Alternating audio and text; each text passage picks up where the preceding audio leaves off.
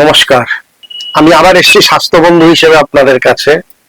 আর স্বাস্থ্য বন্ধু হিসেবে যিনি আমাদের সবার স্বাস্থ্যের অভিভাবক, বন্ধু, সবকিছু, তিনি হচ্ছেন ডক্টর বিধান চন্দ্র রায়, যিনি একজন প্রবাদ প্রতিম চিকিৎসক, রাজ্যের অতীত মুখ্যমন্ত্রী, যার জন্ম 1 জুলাই, যার মৃত্যুও 1 জুলাই।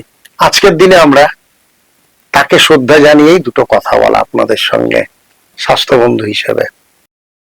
ডক্টর বিধান চন্দ্র রায়, তার নাম, তার চিকিৎসা, এমন কিছু আবার এটাও অনস্বীকার্য, ডক্টর বিধান চন্দ্র রায়কে অনেক জায়গায় যেন সে ভগবানের থেকেও বড়, তার অলৌকিক ক্ষমতা টমতা এগুলো কিছু নয়। চিকিৎসা জনিত জায়গা, একটা চিকিৎসক একটা রুগীর সঙ্গে কতটা নিবিড় সংযোগ স্থাপন করতে পারে, তবে তো তার রোগের উৎসটা খুঁজে পাবে। আর রোগের উৎস খুঁজে পেলেই চিকিৎসাটা অনেক সোজা হয়ে যায়। এতেই তিনি ধন্বন্তরী, এতেই তিনি অলৌকিক। একটা রুগী দেখতে গেলে তিনি তার পারিপার্শ্বিক পরিবেশগুলো খুব বেশি করে পর্যবেক্ষণ করতেন।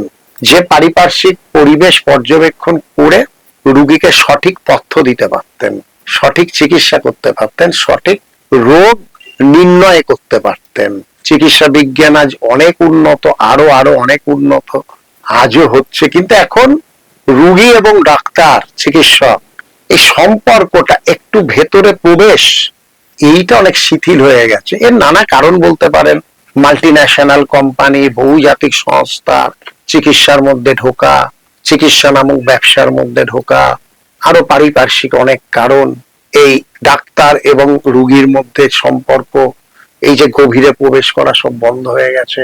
তার ফলে চিকিৎসাটা এখন অনেকটা কৃত্রিম, যন্ত্র নির্ভর, ডায়াগনস্টিক নির্ভর, এগুলো হয়ে গেছে। 1 জুলাইয়ের দাঁড়িয়ে বলছি, এই দিনের স্মরণ করে বলছি, সমস্ত দোষারোপটা অধিকাংশটাই চিকিৎসকদের দিকেই হয়। যাহা কিছু ভুল সব চিকিৎসকদের যে ভুল নয় সে কথাটা কখনো বলবো না। নিশ্চিত কিছু জায়গায় গাফিলতি আছে, সবটা আছে, কিন্তু আজকে চিকিৎসকদের সঙ্গে রুগীদের এই যে সম্পর্কে যে একটা নেমে যাওয়া সম্পর্কটা কেন হলো, একটু বিশ্লেষণ কি সাধারণ মানুষকেও করতে হবে।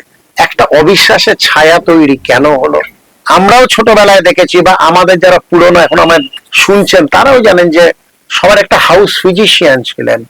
বাড়ির ছোট ছেলে বিয়ে করবে না, হাউস ফিজিশিয়ান এসে বোঝাচ্ছে কেন বিয়ে করবে না।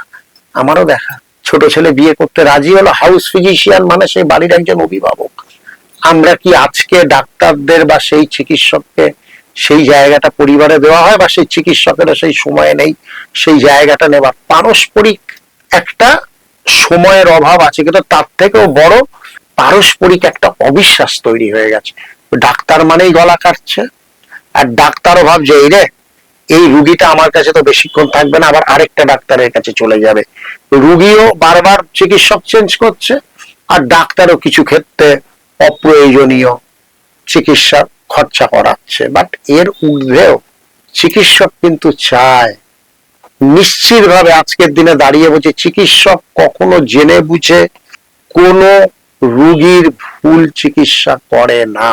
যেটা হয় সেটা তার অজান্তে হয়, বা সেটা তার ওভার কনফিডেন্সে হতে পারে। ভুল নিশ্চিত আছে।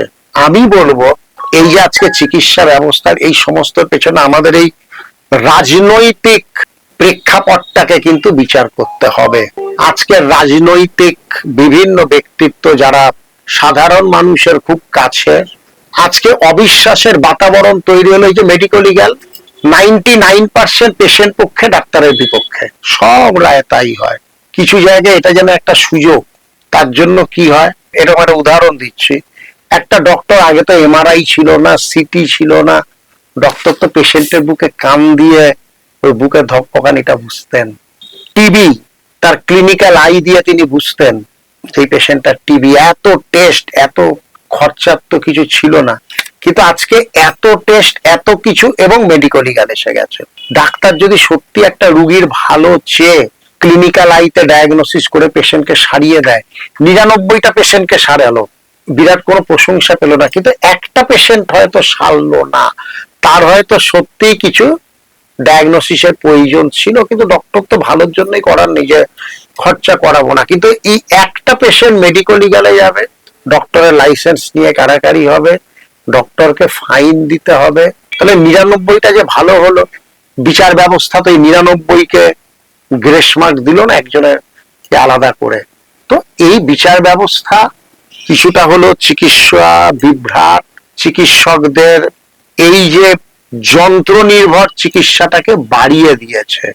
কারণ ডক্টররাও ভাবছেন আমি যন্ত্র নির্ভর ট্রিটমেন্টটাই করব, আমি ডকুমেন্টেড ট্রিটমেন্টটাই করব, যাতে আমি যা ডকুমেন্টেশন পাবো তার বেশি সে ট্রিটমেন্ট করব, পেশেন্ট ভালো হলে ভালো হলো।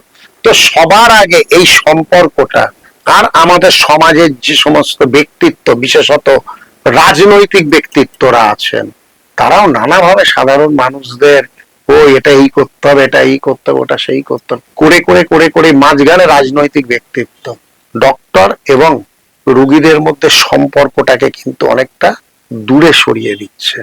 এইটা কিন্তু আমাদের ভাবতে হবে।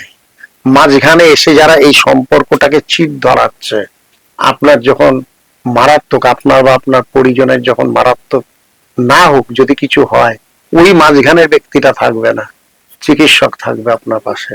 তাই তো বলি, সেই একজন কৃষক ওই কি জীবন দরদি গান টান গাইতেন, ও ডাক্তার, ও ডাক্তার, তুমি কেন কষাই, তুমি কেন কমিশন খাও, তুমি কেন এই খাও।